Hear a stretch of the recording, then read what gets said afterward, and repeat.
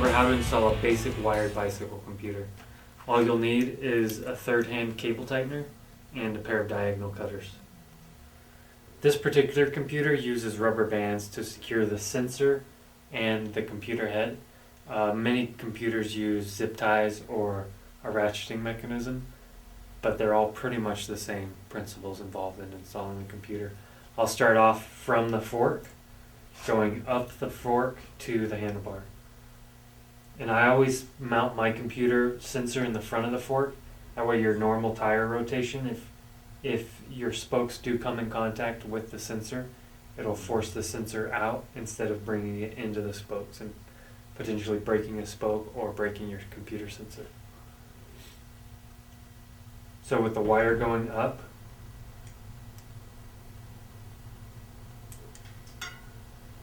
install the sensor.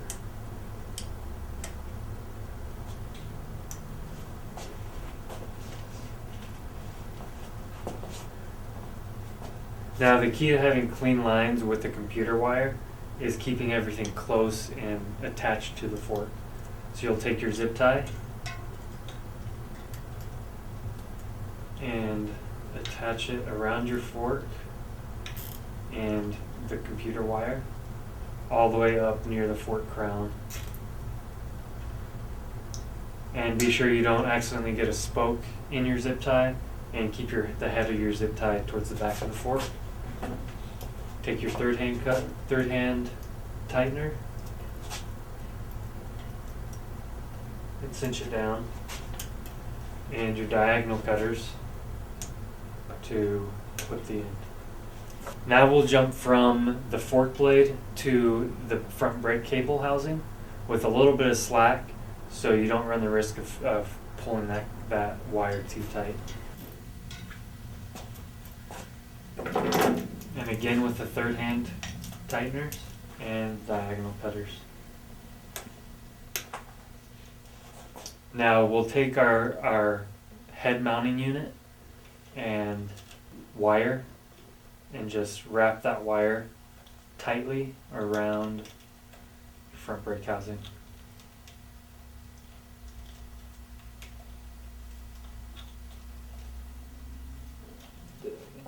Now at the top you'll want to have enough room to where there's still some slack in the wire before it hits the handlebar.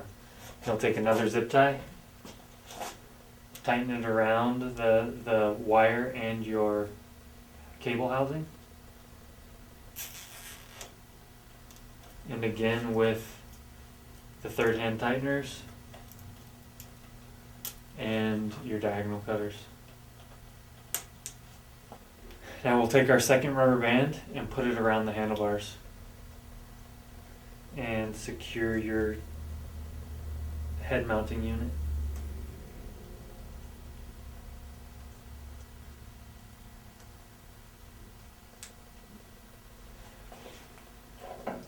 And attach your head. Now with the magnet, we'll just attach it there to the spokes.